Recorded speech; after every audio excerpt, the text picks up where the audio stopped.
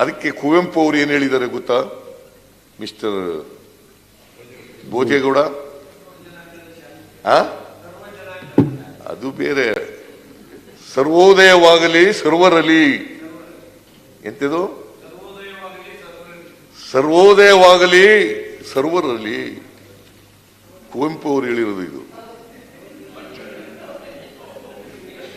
ಅಲ್ಲ, ಅವರು ಒಂದೊಂದ್ಸಾರಿ ಹಾಡುಗಳೆಲ್ಲ ಹೇಳ್ತಾರಲ್ಲ, ಅದಕ್ಕೆ ಅವ್ರು ಕೇಳ್ತಾ ಇದ್ದಾರೆ. ಸರ್ವೋದಯ ಆಗಲಿ ಸರ್ವರಲ್ಲಿ, ಸಮ ಬಗೆಯ ಸಮ ಸುಖದ ಸಮ ದುಃಖದ ಸಾಮರಸ್ಯ. ಇಲ್ಲಿ ಕೂತ್ಕೊ, ಅವ್ರಿಗೆ ಮಾತಾಡಬೇಡಿ ನೀವು, ಅದರಂತೆ ನಡ್ಕೋಬೇಕು. ಅದು ಹೇಳ್ಬಿಟ್ಟು ಅವ್ರ ಜೊತೆ ಸೇರ್ಕಂದ್ರೆ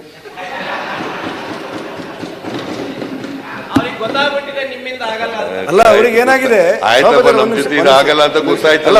ಏನಾಗಿದೆ ಅದಕ್ಕೆ JDS ಅಲ್ಲ, JDS ಅಲ್ಲ, ಸೆಕ್ಯುಲರ್ ಅಲ್ಲ.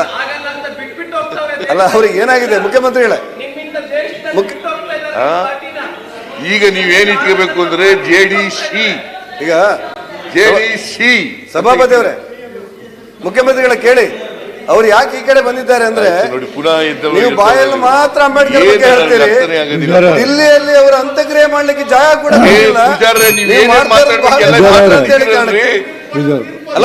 ಮಾತಾಡೋಗಿದ್ರೆ ಆಮೇಲೆ ಬಾಬಾ ಸಾಹೇಬ್ ಅಂಬೇಡ್ಕರ್ ಬಗ್ಗೆ ನೀವು ಬಾಯಲ್ಲಿ ಮಾತ್ರ ಮಾತಾಡ್ತೀರಿ, ಅವ್ರ ಅಂತ್ಯಕ್ರಿಯೆ ಕೂಡ ದಿಲ್ಲಿಯಲ್ಲಿ ಹತ್ತಡಿ ಜಾಗ ಕೊಡ್ಲಿಲ್ಲ ಅನ್ನುವಂತ ನೋವು ಇರುವುದರಿಂದ ಅವ್ರು ಈ ಕಡೆ ಬಂದಿದ್ದಾರೆ. ಆಯ್ತು, ಅದು ನಿಜನೇ. ಕೂತ್ಕೊಳ್ಳಿ ಕೂತ್ಕೊಳ್ಳಿ ಅವರು ಕಾಂಗ್ರೆಸ್ ನಲ್ಲಿ ಇರ್ಲಿಲ್ಲ, ರಿಪಬ್ಲಿಕನ್ ಪಾರ್ಟಿನಲ್ಲಿ ಇದ್ದದ್ದು. ಅವರು ಎಲ್ಲಾಗಿದ್ರು ಕೂಡ ಅವರು ರಾಷ್ಟ್ರೀಯ ಸಂವಿಧಾನ ಬರೆದವರು. ನಮೋ ನಮೋಹ. ಕೂತ್ಕೊಳ್ಳಿ. ಸಂವಿಧಾನ ಬರೆದ್ರಲ್ಲ, ಇಂಥ ಸಂವಿಧಾನ ಬರ್ಕೊಟ್ರಲ್ಲ. ನಾವು ನೀವೆಲ್ಲ, ನಾನು ಶೂದ್ರ, ನೀವು ಶೂದ್ರರು. ಹೌದು. ರವಿಕುಮಾರ್ನು ಶೂದ್ರ. ಹೌದು. ನಿಮ್ಗೆ ಯಾಕ್ರಿ ಇವೆಲ್ಲ? ಅಲ್ಲ, ನಾನು ಹೇಳಿದೆ, ನಾವು ಶೂದ್ರರು, ನೀವು ಶೂದ್ರರು, ರವಿಕುಮಾರ್ ಶೂದ್ರ. ಬಾಬಾ ಸಾಹೇಬ್ ಅಂಬೇಡ್ಕರ್ ಕೊಟ್ಟಿರುವ ಸಂವಿಧಾನದಲ್ಲಿ ನಾವೆಲ್ಲ ಇಲ್ಲಿ ಇದ್ದೇವೆ. ಅಂತ ಪುಣ್ಯಾತ್ಮನ ಹತ್ತಡಿ ಜಾಗ ಕಾಂಗ್ರೆಸ್ ಪಕ್ಷ ಕೊಡಬೇಕಾಗಿತ್ತು. ನಾನು ಹೇಳಿದೆ ಅದೇ ಸಂವಿಧಾನ ಚೇಂಜ್ ಮಾಡ್ತೀವಿ ಅಂತ ಹೇಳ್ತಾ ಇದ್ರು ತಾವು. ಅದೆಲ್ಲ ನಿಮ್ ಸೃಷ್ಟಿ. ಸಂವಿಧಾನ ಚೇಂಜ್ ಮಾಡ್ತೀವಿ ಅಂತ ಹೇಳ್ತಾ ಇದ್ರು. ಸೃಷ್ಟಿ ಅದು. ನೀವ್ ಹೇಳ್ತೀರಿ ಸೃಷ್ಟಿ ಅಂದೆ ಕೂಡಪ್ಪ. ಇವರ ಮುಖ್ಯಮಂತ್ರಿ ಮಾತಾಡೋ ನೋಡಿ, ಮುಖ್ಯಮಂತ್ರಿ ಮಾತಾಡ್ತಾರೆ. ಯಾಕೆ ಈಗ ಹೇಳಿ ಸಭಾಪತಿ ಅವರು ಏನ್ ಹೇಳ್ಬೇಕು? ನಾನು ಈಗ ಮಾನ್ಯ ಸಭಾಧ್ಯಕ್ಷರೇ, ನಮ್ಮ ಸಂವಿಧಾನ ಬಾಬಾ ಸಾಹೇಬ್ ಅಂಬೇಡ್ಕರ್ ಅವರು ಬರ್ಕೊಟ್ಟಿರ್ತಕ್ಕಂಥ ಸಂವಿಧಾನದಲ್ಲಿ ಏನಂತ ಹೇಳಿದ್ದಾರೆ ಅಂತಂದ್ರೆ, ನಾವು ಒಕ್ಕೂಟದ ವ್ಯವಸ್ಥೆಯನ್ನು ಒಪ್ಕೊಂಡಿದ್ದೀವಿ. ಒಕ್ಕೂಟದ ವ್ಯವಸ್ಥೆಯನ್ನು ಒಪ್ಕೊಂಡಿದ್ದೀವಿ. ಅವರು ನರೇಂದ್ರ ಮೋದಿಯವರು ಇನ್ನೂ ಒಂದು ಹೆಜ್ಜೆ ಹೋಗಿ ಎಂಥದ್ದು ಕೋಆಪರೇಟಿವ್ ಫೆಡರಲಿಸಮ್ ಅಂತ ಹೇಳಿದ್ದಾರೆ. ಕೋಆಪರೇಟಿವ್ ಫೆಡರಲಿಸಮ್ ಅಂತ ಹೇಳಿದ್ದಾರೆ. ಆಯ್ತು, ಅದನ್ನೂ ಒಪ್ಕೊಳ್ಳೋಣ. ಕೋಆಪರೇಟಿವ್ ಫೆಡರಲಿಸಮ್ ಅನ್ನೋದನ್ನು ಕೂಡ ಒಪ್ಕೊಳ್ಳೋಣ. ಆದರೆ ನಡವಳಿಕೆಗಳಲ್ಲಿ ಅದು ಇದೆಯಾ?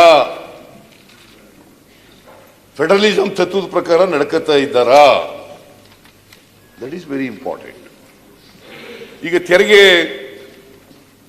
ತೆರಿಗೆ ರಾಜ್ಯಗಳಿಂದ ಬರ್ತದೋ, ಕೇಂದ್ರದಲ್ಲೇ ಅವರೇ ಉತ್ಪಾದನೆ ಮಾಡ್ತಾರ? ರಾಜ್ಯಗಳಲ್ಲಿ ನಾವು ಕೂಡ ತೆರಿಗೆ ತಾನೆ ಅಲ್ಲಿ ಹೋಗೋದು.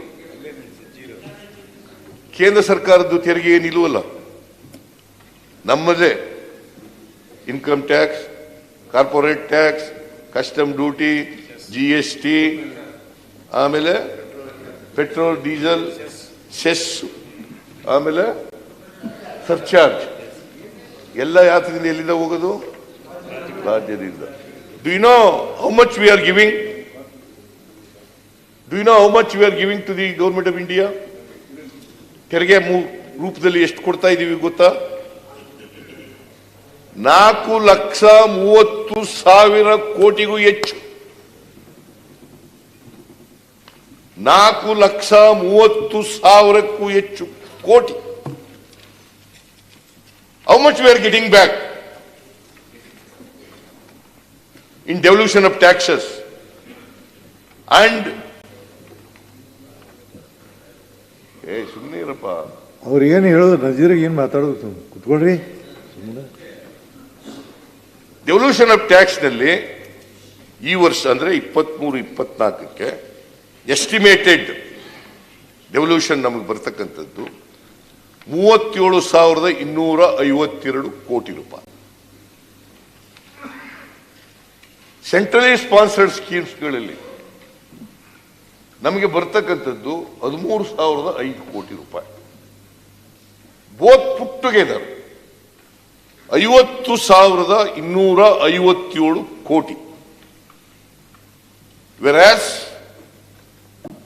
we are giving to Government of India 4,30,000 crores, more than that. ಬೇಕಾದರೆ ನಾನು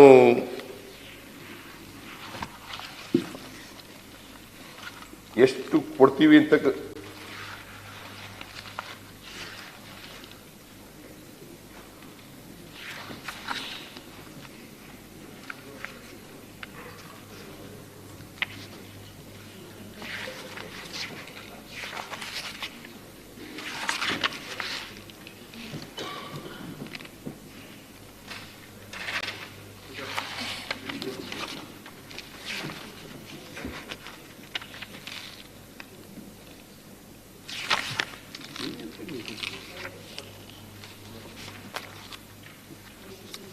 ನೋಡಿ ಮಾನ್ಯ ಸಭಾಪತಿಯವರೇ, ನಾವು ಕೊಡೋದು ಕೇಂದ್ರಕ್ಕೆ ಆದಾಯ ತೆರಿಗೆ ಮತ್ತು ಕಾರ್ಪೊರೇಟ್ ತೆರಿಗೆ ಈ ವರ್ಷಕ್ಕೆ ನಿಗದಿ ಮಾಡಿರೋದು ಕರ್ನಾಟಕಕ್ಕೆ 2,23,000 ಕೋಟಿ. GST 1,40,000 ಕೋಟಿ. ಪೆಟ್ರೋಲ್ ಡೀಸೆಲ್ ವಿಮಾನಗಳಲ್ಲಿ ಬಳಸುವ ATF ಇಂಧನಗಳ ಮೇಲೆ ವಿಧಿಸುವ ಸೆಸ್ ಸರ್ಚಾರ್ಜ್ಗಳು 30,000 ಕೋಟಿ, 26ರಿಂದ 30,000 ಕೋಟಿ. ರಾಜ್ಯ ವಲಯದಿಂದ ಸಂಗ್ರಹವಾಗುವ ಕಸ್ಟಮ್ಸ್ ತೆರಿಗೆಗಳು 30,000 ಕೋಟಿ. GST ಸೆಸ್ ತಿಂಗಳಿಗೆ ಕನಿಷ್ಠ 15,000 ರೂಪಾಯಿ ಸಂಗ್ರಹಿಸಲಾಗುತ್ತದೆ. ಈ ಲೆಕ್ಕದಲ್ಲಿ ನೋಡಿದರೂ ಸುಮಾರು 18ರಿಂದ 20,000 ಕೋಟಿ ಸೆಸ್ಗಳು, ಅಂದಾಜು 16,000 ಕೋಟಿ. ಆಮೇಲೆ ಹೆದ್ದಾರಿ ಟೋಲ್ಗಳಿಂದ 3,000 ಕೋಟಿ, ಬಂದರು ವಿಮಾನ ನಿಲ್ದಾಣ, ರೈಲ್ವೆ ಮುಂತಾದವುಗಳಿಂದ 15ರಿಂದ 20,000 ಕೋಟಿ. ದೇಶದ IT-BT ರಫ್ತಿನಲ್ಲಿ ರಾಜ್ಯವು ಸಿಂಹಪಾಲನ್ನು ಪಡೆದಿದೆ.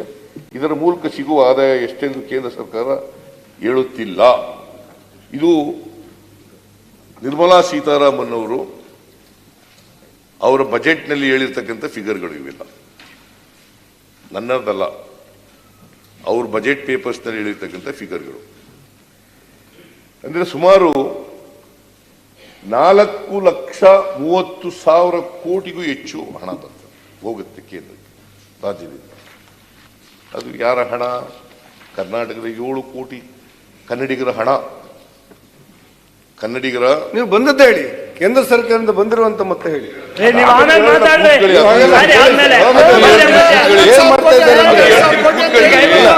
ಬಂದದ್ದನ್ನ ಹೇಳಿ. ಹೇಳ್ತೀನಿ. ನೀವು ನೋಟ್ ಮಾಡ್ಕೊಳ್ಳಿ, ಸದನವನ್ನ ದಿಕ್ತಪ್ಪಿಸೋದು ಬೇಡ. ನೀವು ನೋಟ್ ಮಾಡ್ಕೊಳ್ಳಿ, ಅವರಿಗಿರುವಂತ ರಾಜಕೀಯದ ಅನುಭವ ನೋಟ್ ಮಾಡ್ಕೊಳ್ಳಿ, ಗಂಭೀರ ಸ್ವರದಿಂದ ಆರೋಪ ಪಟ್ಟಿ ಮಾಡಿ ನೋಟ್ ಮಾಡ್ಕೊಳ್ಳಿ. ಪರ್ಮಿಷನ್ ಕೊಡ್ತೀನಿ. ಆರೋಪ ಪಟ್ಟಿ ಅಲ್ಲ ಪೂಜಾರಿ ಅವರೇ, ಕೇಂದ್ರ ಸರ್ಕಾರ ಪೂಜಾರಿ ಕೇಂದ್ರ ಸರ್ಕಾರ ಕೊಟ್ಟದನ್ನ ಹೇಳಿ. ಅನ್ಯಾಯ ಆಗಿದೆ ಅಂತ ಹೇಳಿ ತಪ್ಪಿಸೋದು ಬೇಡ. ನನ್ನ ಮಾತು ಕೇಳಿ, ಕೇಂದ್ರ ಸರ್ಕಾರ ನನ್ನ ಮಾತು ಕೇಳಿ, ಯಾವ್ಯಾವ ಯೋಜನೆ ನನ್ನ ಮಾತು ಕೇಳಿ, ನಮ್ಗೆ ನನ್ನ ಮಾತು ಕೇಳಿ, ನಿಮ್ಗೆ ಅವಕಾಶ ಕೊಡಿ, ನಾನು ಹೇಳ್ತೇನೆ. ನಾ ಹೇಳ್ತೀನಿ ನಿಮಗೆ. ನನಗೆ ಅವಕಾಶ ಕೊಡಿ. ನಿಮ್ಮ ರಾಜಕೀಯ ನಿಮ್ಮ ಅನುಭವ, ನಿಮ್ಮ ಗಾಂಭೀರ್ಯ, ಯಾರನ್ನಾದ್ರೂ ತಪ್ಪಿಸುವಂತ ನಿಮ್ಮ ಕಲ್ಪನೆ, ಇದನ್ನ ನನಗೆ ನಿಮ್ಮ ಬಗ್ಗೆ ಗೌರವ. ಆದ್ರೆ ನಮ್ಗೂ ಅವಕಾಶ ಕೊಡ್ಬೇಕಲ್ಲ ಸಭಾಪತಿಗಳೇ. ಇದು ಸತ್ಯದರ್ಶನ ಆಗ್ಬೇಕೇ ಹೊರತು ಸಭಾಪತಿಗಳೇ, ಸರ್, ಈಗ ರಾಜ್ಯಪಾಲರ ಮೇಲೆ ಭಾಷಣ ಮಾಡುವಾಗ ಮುಖ್ಯಮಂತ್ರಿಗಳು ಸತ್ಯ ಹೇಳುವಾಗ ಕೇಂದ್ರ ಎಷ್ಟು ಏನ್ ಮಾಡ್ತಾ ಇದ್ದಾರೆ ಅಂದ್ರೆ ಮಾಡುವಂತ ಒಂದು ವ್ಯವಸ್ಥೆ, ರಾಜ್ಯಪಾಲರ ಭಾಷಣ ಮಾಡುವಂತ ಒಂದು ವ್ಯವಸ್ಥೆ ಆಗಿ ರೂಪುಗೊಳಿಸಬಾರ್ದು. ಕೇಂದ್ರ ಸರ್ಕಾರ ಎಷ್ಟು ಕೊಟ್ಟಿದೆ ಪೂಜಾರಿ ಅವರೇ, ನೀವು ಕೇಳ್ತೀರಾ ಇಲ್ಲ? ನಾನು ಹೇಳಿ, ನಾವು ಕೇಳ್ತೀರಾ? ನೀವು ತಡೀರಿ, ಅಲ್ಲಿ ಮುಖ್ಯಮಂತ್ರಿಗಳು ಯಾಕೆ ನಿಂತ ಮಾತ್ರ ನೀವು ಯಾಕೆ? ಒಂದ್ ನಿಮಿಷ ಪೂಜಾರಿ ಅವರೇ, ಪೂಜಾರಿ ಅವರೇ, ರವಿಕುಮಾರ್ ಕೂತ್ಕೊಳ್ಳಿ ಪ್ಲೀಸ್. ಒಂದ್ ನಿಮಿಷ ಮುಖ್ಯಮಂತ್ರಿಗಳೇ, ಮುಖ್ಯಮಂತ್ರಿಗಳೇ, 4,30,000 ಕೋಟಿ ಕೇಂದ್ರಕ್ಕೆ ಹೋಯ್ತದೆ, ಕನ್ನಡಿಗರ ಹಣ ಅದು ಅಂತ ಹೇಳಿದ್ದೀನಿ. ಇಲ್ಲ ನರೇಂದ್ರ ಮೋದಿ ಅವರ ಹಣ ಅಂತಲೇ ಹೇಳಿಬೇಕು, ನಂದೇನ್ ತಕರಾರಿಲ್ಲ. ನರೇಂದ್ರ ಮೋದಿ ಇದು ಮುಖ್ಯಮಂತ್ರಿಗಳನ್ನ ಪ್ರಧಾನಮಂತ್ರಿ ನೋಡ್ರಿ, ಟ್ಯಾಕ್ಸ್ ಸರ್ ಒಂದ್ ನಿಮಿಷ ಕೇಳಿ. ನೀವು ದಾರಿ ತಪ್ಪಿಸಬಾರ್ದು. ಸೀತಾರಾಮ್ ನಾವು ನರೇಂದ್ರ ಮೋದಿ ಒಂದ್ ನಿಮಿಷ ರೀ. ಅದು ಮುಖ್ಯಮಂತ್ರಿ ಪೂಜಾರಿ ಅವರೇ, ಒಂದ್ ನಿಮಿಷ ನನ್ನ ಮಾತು ಕೇಳಿ.